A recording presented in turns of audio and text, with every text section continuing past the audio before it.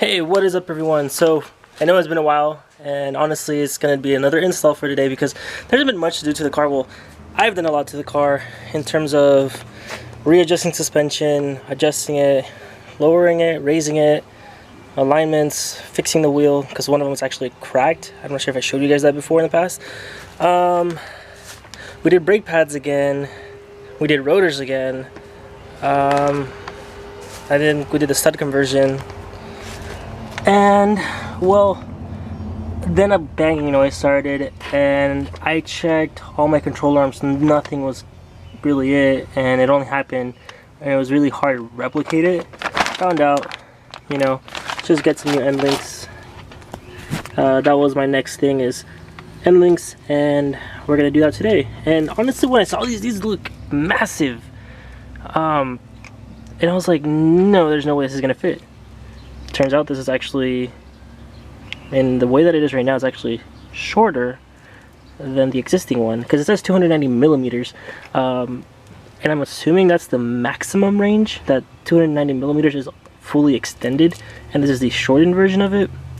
Nonetheless, this is a lot beefier than the OEM one, which I will show you, and let's get that out right now. I don't know any sizes that I have to use, so we're just gonna kind of just wing it like we usually do. So let's get to it. 17 open wrench on this side, but because my ratchet, this one is too small, and we're not going to be here trying to fight this guy. Put this in here, and then you just want to crank down on it. It's kind of hard, so I'll put you guys down and I'll show you guys afterwards. Just one really big tug to all this, and now it comes off. And it's going to take a lot of work on here, but right after it should be able to be easy to pull off. And unfortunately, I didn't have a long socket like the first one, so it takes time, but there we go. Here's the first one.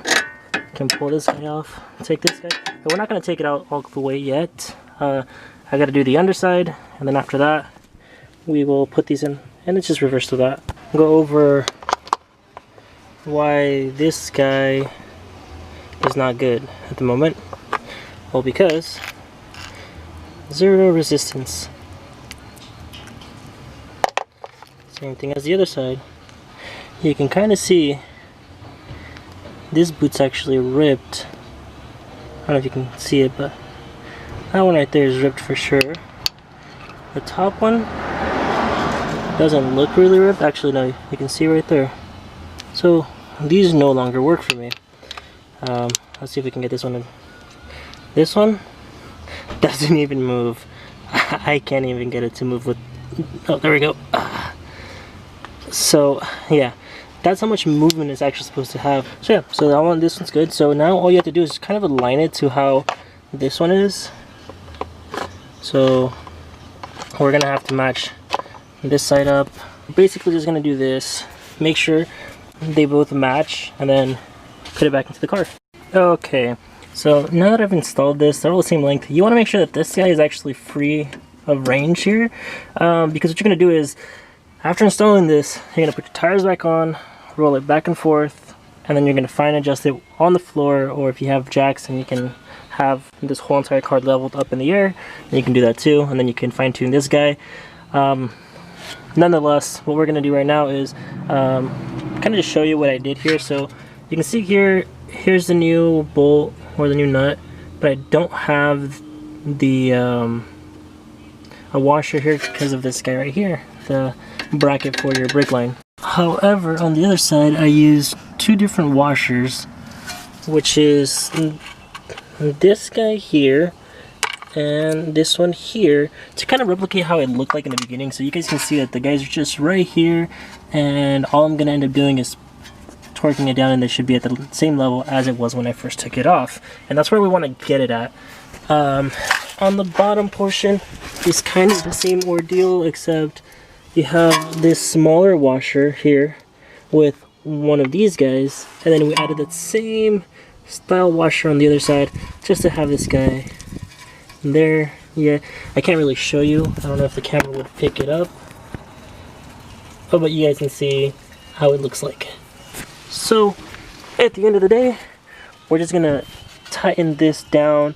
I do need an Allen, and I do have a toolkit specifically for this. So if you don't have that, you guys can use ratchets like these, where you can put that in there with an Allen key and you're good to go. So I'm gonna tighten this down, do the other side, and then we'll fine tune it. I'll show you how to fine tune it a bit. And if you guys were wondering what I meant as in like how much thread it was in the beginning, this is how much thread it had when we took it off in the beginning of the video. So this is how much thread I'm gonna leave back on it as well. This thread was actually longer, so in theory, if I would have never pushed the second washer, it wouldn't look like this. But I'm trying to keep it kind of looking almost the same way. It doesn't hit anything.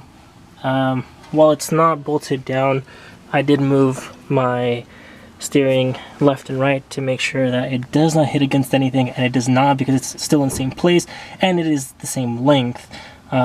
So it'll only make a difference if you're going to track the car, but it won't make a difference if you're going to be daily driving it. So this is actually a nice little upgrade from OEM, even though, let's say, the car spends on the track maybe 25% of the year. So that's fine for me. I'm okay with this adjustment, so maybe worth it for you guys, maybe not, but in case you guys were wondering, that's how you install it. Now this is the second portion of it that you kind of want a helper with you. So I have a helper because you want someone to have basically the same body weight, or just any weight, on the driver's side when you fine tune it. So right now I'm going to move the car back and forth to have the front suspension settle down again. After that, all you're going to end up doing is coming down here, sticking your hand in. I don't know if you guys can see from here, but you'll stick in your hand so you can feel. So from right here, I can feel the sway bar. And essentially what you're going to do is you're going to tune it to where there's no resistance when you go up. When there's resistance, you go down, and then there's no resistance when you go down. Till you get no load on it, then you have zero preload and you're set. Then after you jack up your car, you tighten down the lock nuts and you're good to go. So let's go ahead and do that portion now. So I went ahead and I drove the car back and forth maybe like 10 to 15 times. Seems kind of settled to me. And again, we're just going to come into here, and all you're going to do is grab it and twist it. When you grab it, you're going to twist it till you feel resistance.